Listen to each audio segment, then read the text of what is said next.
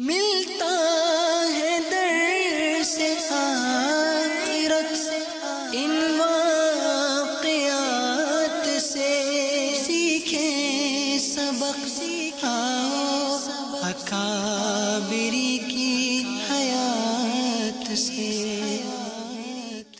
الحمدللہ رب العالمین والصلاة والسلام علی سید المرسلین، اما بعد فاعوذ باللہ من الشیطان الرجیم، بسم اللہ الرحمن الرحیم، الصلاة والسلام علیک یا رسول اللہ وعلی آلک واصحابک یا حبیب اللہ، الصلاة والسلام علیک یا نبی اللہ وعلی آلک واصحابک یا نور اللہ۔ پیارے اسلامی بھائیوں اور مدنی چینل کے ناظرین، پروگرام ہے ایک قصہ ایک سبق، اور آج ہم آپ کو ہاتھی والوں کا واقعہ بیان کریں گے جو کعبۃ اللہ شریف کو معاذ اللہ گرانے کی نیت سے آئے تھے لیکن خود تباہ و برباد ہو گئے۔ آئیے سب سے پہلے درود پاک کی فضیلت سنتے ہیں۔ اللہ پاک کے آخری نبی صلی اللہ علیہ وآلہ وصحبہ وسلم کا فرمان ہے، بے شک بروز قیامت لوگوں میں سے میرے قریب تر وہ ہوگا جو مجھ پر سب سے زیادہ درود بھیجے۔ صلو علی الحبیب صلی اللہ علی محمد صلی اللہ علیہ وآلہ وصحبہ وسلم۔ ہاتھی والوں کا واقعہ۔ ابرہہ نامی ایک شخص کو حبشہ کے بادشاہ نے یمن کا گورنر بنایا۔ اس نے وہاں دیکھا کہ لوگ حج کے ایام میں مکۃ المکرمہ جاتے ہیں۔ اس نے پوچھا کہ یہ لوگ وہاں کیا کرنے جاتے ہیں؟ اسے بتایا گیا کہ یہ لوگ وہاں موجود بیت اللہ شریف کا حج کرنے جاتے ہیں۔ اس نے پوچھا کہ بیت اللہ کیا ہے؟ بتایا گیا کہ پتھروں سے بنی ہوئی ایک عمارت ہے اور یہاں سے یمنی دھاری دار چادریں جاتی ہیں جو اس پر چڑھائی جاتی ہیں۔ اس نے قسم کھائی کہ میں اس سے بہتر عمارت بناؤں گا۔ پھر اس نے شہر صنعاء میں ایک بہت بڑا عبادت خانہ سفید، سرخ، سیاہ اور زرد سنگ مرمر سے تعمیر کیا اور شاہ حبشہ کو لکھا کہ میں نے آپ کے لیے ایک بے نظیر عبادت خانہ بنوایا ہے۔ میں عرب کے لوگوں کو مجبور کروں گا کہ آئندہ خانہ کعبہ کو چھوڑ کر یہیں حج و طواف کیا کریں۔ جب یہ خبر عرب میں مشہور ہو گئی تو بنی کنانہ میں سے ایک شخص نے غصے میں آ کر اس عبادت خانہ میں پیشاب کر دیا۔ یہ دیکھ کر ابرہہ آگ بگولا ہو گیا اور اس نے قسم کھائی کہ کعبے کی اینٹ سے اینٹ نہ بجا دوں تو میرا نام ابرہہ نہیں۔ اسی وقت فوج اور ہاتھی لے کر مکے کی طرف چل پڑا، یہاں تک کہ مقام مغمس میں جو مکہ مشرفہ سے 2 میل ہے جا اترا اور ایک سردار کو حکم دیا کہ اہل مکہ سے چھیڑ چھاڑ شروع کرے۔ وہ سردار قریش کے اونٹ اور بھیڑ بکریاں ہانک لایا، جن میں 200 اونٹ حضرت عبد المطلب بن ہاشم کے بھی تھے۔ حضرت عبد المطلب کو اس واقعے سے بڑا رنج پہنچا۔ آپ اس معاملے میں گفتگو کرنے کے لیے اس کے لشکر میں تشریف لے گئے۔ جب ابرہہ کو معلوم ہوا کہ قریش کا سردار اس سے ملاقات کرنے کے لیے آیا ہے تو اس نے آپ کو خیمے میں بلا لیا۔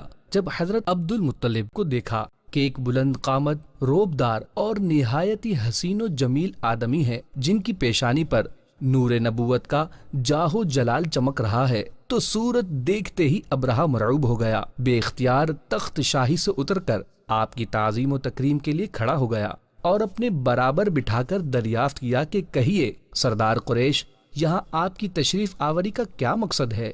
حضرت عبد المطلب نے جواب دیا کہ ہمارے اونٹ اور بکریاں وغیرہ جو آپ کے لشکر کے سپاہی ہانک لائے ہیں، آپ ان سب مویشیوں کو ہمارے سپرد کر دیجئے۔ یہ سن کر ابرہہ نے کہا، اے سردار قریش، میں تو آپ کی کعبے کو توڑ پھوڑ کر برباد کرنے کے لیے آیا ہوں، آپ نے اس کے بارے میں کوئی گفتگو نہیں کی۔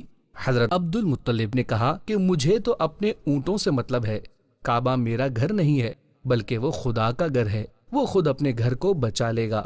یہ سن کر ابرہہ اپنے فرعونی لہجے میں کہنے لگا، اے سردار مکہ، سن لیجئے، میں کعبے کو گرا کر اس کی اینٹ سے اینٹ بجا دوں گا اور روئے زمین میں اس کا نام و نشان مٹا دوں گا، کیونکہ مکے والوں نے میرے عبادت خانے کی بڑی بے حرمتی کی ہے۔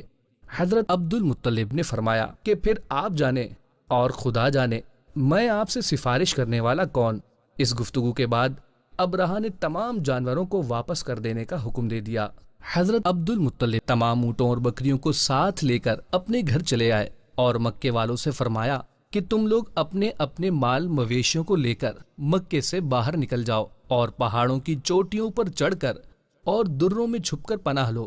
مکے والوں سے یہ کہہ کر پھر خود اپنے خاندان کے چند آدمیوں کو ساتھ لے کر خانہ کعبہ میں گئے اور دروازے کا حلقہ پکڑ کر انتہائی بے قراری اور گریہ زاری کے ساتھ اللہ پاک کی بارگاہ میں اس طرح دعا مانگنے لگے کہ اے اللہ، بے شک ہر شخص اپنے اپنے گھر کی حفاظت کرتا ہے، تو بھی اپنے گھر کی حفاظت فرما اور اپنے اطاعت شعاروں کی مدد فرما۔ حضرت عبد المطلب نے یہ دعا مانگی اور اپنے خاندان والوں کو ساتھ لے کر پہاڑ کی چوٹی پر چڑھ گئے اور خدا کی قدرت کا جلوہ دیکھنے لگے۔ ابرہہ جب صبح کو کعبہ ڈھانے کے لیے اپنے لشکر جرار اور ہاتھیوں کی قطار کے ساتھ آگے بڑھا اور مقام مغمس میں پہنچا تو خود اس کا ہاتھی ایک دم بیٹھ گیا، بہت مارا اور بار بار للکارا مگر ہاتھی نہیں اٹھا۔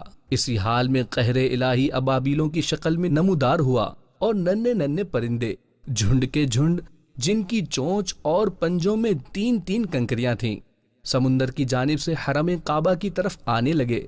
ابابیلوں کے ان لشکروں نے ابرہہ کی فوجوں پر اس زور سے سنگ باری یعنی پتھروں کی بارش شروع کر دی کہ آن کی آن میں ابرہہ کے لشکر اور اس کے ہاتھیوں کے پرخچے اڑ گئے۔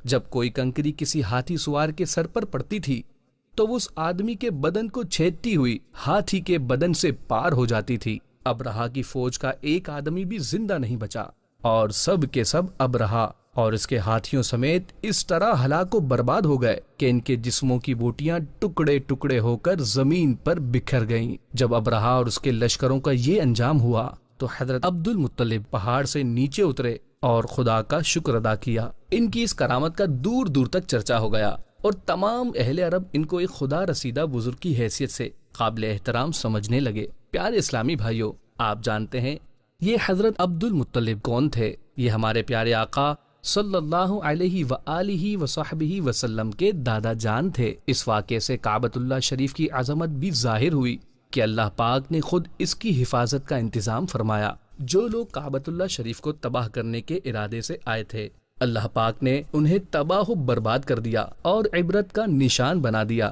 اللہ پاک ہمیں اپنے اس پاک گھر کی بار بار بادب حاضری عطا فرمائے۔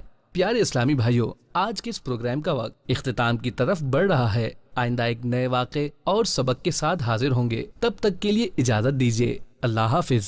صلو علی الحبیب صلی اللہ علی محمد۔ ملتا ہے در سے آخرت ان واقعات سے، سیکھیں سبق آؤ اکابری کی حیات سے۔